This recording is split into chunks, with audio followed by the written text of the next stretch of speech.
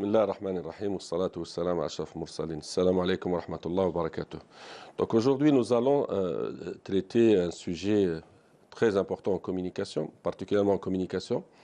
On appelle ça l'empathie. Donc nous avons trois questions que nous allons essayer de développer à travers les éléments de réponse. La première question, c'est quoi l'empathie? La deuxième question, dans quel domaine l'empathie s'applique? Et la troisième question, quel est l'intérêt de l'empathie, quel est l'impact de l'empathie sur le rapport humain? Le premier point, la première question, c'est quoi l'empathie? Donc tous les spécialistes disent que l'empathie se met dans la peau de l'autre. Cela signifie que l'empathie se met dans la peau de l'autre, c'est-à-dire dans l'action de communication.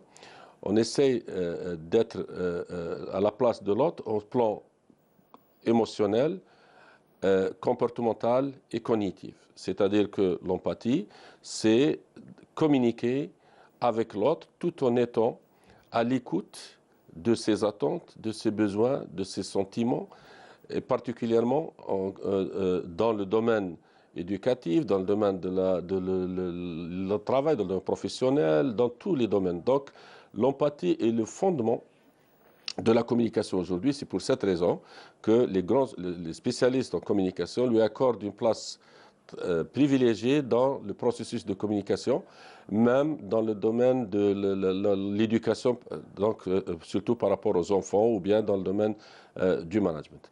Donc, dans quel domaine l'empathie s'applique? Donc, l'empathie s'applique dans les différents domaines. Si on prend domaine par domaine, nous prenons le premier domaine, c'est le domaine de l'éducation des enfants. Donc l'empathie dans la famille suppose que les parents se mettent dans la peau de leurs enfants, c'est-à-dire se mettent à la place de l'enfant.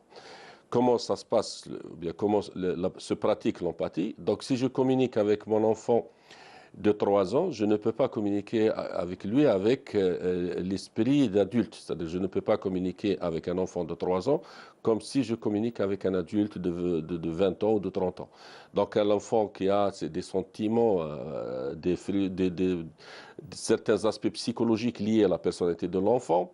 Donc on doit se mettre dans la peau de l'enfant. Donc on communique dans le langage de l'enfant et nous avons le modèle dans notre prophète Mohammed sallallahu alayhi wa sallam, comment il communiquait avec ses enfants, comment il communique avec chaque personne selon sa personnalité, selon son profil, etc. Donc l'éducation dans la famille, elle doit tenir compte de l'empathie, puisque l'éducation, c'est surtout l'échange entre les parents et leurs enfants.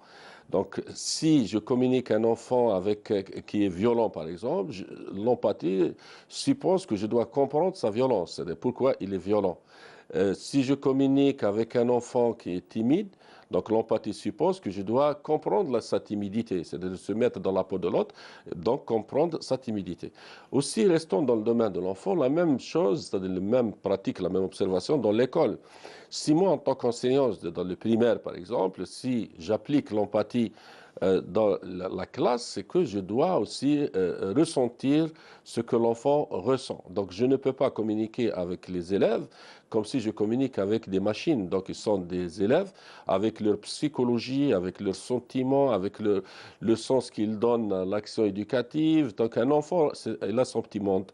Donc si moi, en tant qu'enseignant avec l'élève, je tiens compte de l'empathie, c'est que je dois aussi comprendre l'élève. Si l'élève, par exemple, il développe des comportements, disons, anormaux dans la classe, donc je dois essayer en tant qu'enseignant de comprendre d'où ces comportements viennent, ou bien quelle est, si vous voulez, la cause de ce comportement. Peut-être que la raison se trouve ailleurs, dans la famille, peut-être la raison se trouve dans mon comportement, moi, en tant qu'enseignant, par rapport à l'élève. Donc, il y a beaucoup de questions qui se posent dans le domaine pédagogique, surtout entre l'enseignant et l'enseigné, surtout le rapport enseignant-l'enseigné, où l'absence de l'empathie crée des situations conflictuelles, crée des situations, des fois, de démotivation chez les enfants. Combien d'enfants se trouvent, par exemple, dans difficultés éducatives à cause de l'absence de l'empathie de l'enseignant. Donc, s'il y a un conseil, si je me permets de dire ça, s'il y a un conseil à donner aux enseignants, c'est que apprendre à être empathique par rapport aux enfants. L'empathie aussi s'applique dans le domaine du travail. Dans le management, aujourd'hui, on ne peut pas parler de management, on ne peut pas parler de la gestion si on ne développe pas cette empathie dans la communication interne, la communication entre le manager et les subordonnés. À ce sujet-là, si je laisserai mon expérience elle-même parler de cet aspect, je peux dire tout de suite que l'empathie m'a beaucoup aidé à développer l'esprit d'équipe dans l'institution et surtout à améliorer les rapports professionnels, surtout faire comprendre ou bien comprendre ce que l'autre ressent. La motivation dans le domaine du travail est surtout liée à cet aspect qui est très important, qui est l'empathie. Parce que l'empathie joue un rôle très important dans la motivation immatérielle, parce que nous avons deux types de motivation, la motivation matérielle et la motivation immatérielle, bien évidemment. Aujourd'hui, les grands spécialistes insistent beaucoup sur la motivation immatérielle. Donc, dans le domaine du travail, quel qu'il soit dans l'administration ou dans l'entreprise, les managers doivent développer beaucoup cette faculté communicationnelle, doivent aussi beaucoup être empathiques, ressentir ce que l'employé ressent. Nous avons trouvé beaucoup de situations où, par exemple, on sanctionne un employé sans essayer de comprendre ce qu'il ressent. Peut-être cet employé, il a des difficultés dans le travail, peut-être il a des difficultés à la maison, bien évidemment, peut-être il a des difficultés dans son rapport avec son manager, avec son chef. Donc, le chef qui est empathique, en général, il essaie de comprendre le subordonné, il essaie surtout de l'orienter vers l'atteinte des objectifs. On peut trouver l'empathie aussi dans la vie de tous les jours, dans la communication courante, dans le quotidien entre les personnes. Donc en général, quelqu'un qui est empathique, en général, il essaie toujours de comprendre l'autre, de comprendre l'interlocuteur, qu'il soit un ami, qu'il soit un collègue, quelle que soit la situation. Donc, je pourrais donner tout de suite un exemple d'empathie. Lorsque quelqu'un qui est en détresse, par exemple familiale, il vient communiquer avec moi, donc j'essaierai de comprendre ses comportements, j'essaierai de comprendre ses réactions. Je ne peux pas aller directement au jugement de valeur, de sanctionner, par exemple, par la parole, par le regard, etc.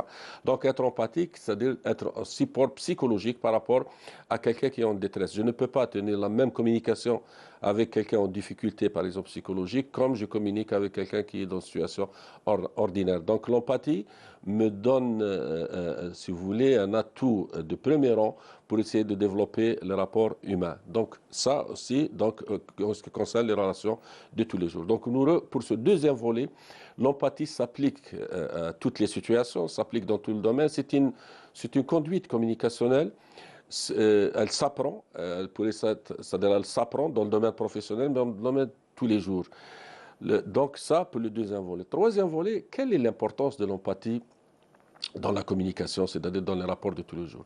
Donc là aussi, tout dépend du contexte dans lequel elle s'applique. Si je suis dans le domaine de l'éducation, dans le domaine éducatif familial, l'empathie, elle nous donne beaucoup de résultats très positifs puisque je communique dans le petit monde de l'enfant. Mon enfant, quel que soit son âge, bien évidemment par rapport à son âge, si c'est un adolescent, l'empathie me permettrait de comprendre l'adolescent, le comportement de l'adolescent, essayer de l'aider, de l'accompagner pour ajuster ses comportements. Nous savons tous que la personnalité de l'adolescent ou de l'adolescente, c'est une personnalité qui se développe dans un contexte de crise, par exemple. Nous savons tous que le changement de comportement est lié au développement de la personnalité de l'adolescent.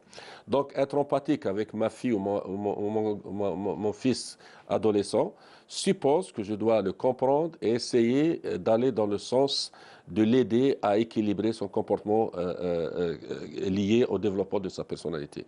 Donc, dans la famille, l'impact de l'empathie sur l'amélioration de l'éducation équilibrée est très, très importante. Donc, les parents qui sont empathiques, en général, ce sont les parents qui essayent, qui réussissent l'éducation de leurs enfants. Donc ça, c'est le premier point. Dans le domaine du travail, être empathique, certainement, elle a un impact direct sur la motivation.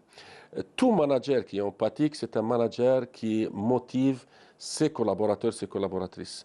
Lorsque je travaille avec un manager qui m'écoute bien et qui me comprend bien et qui essaie de saisir mes attentes et essayer de répondre dans la mesure du possible de mes attentes.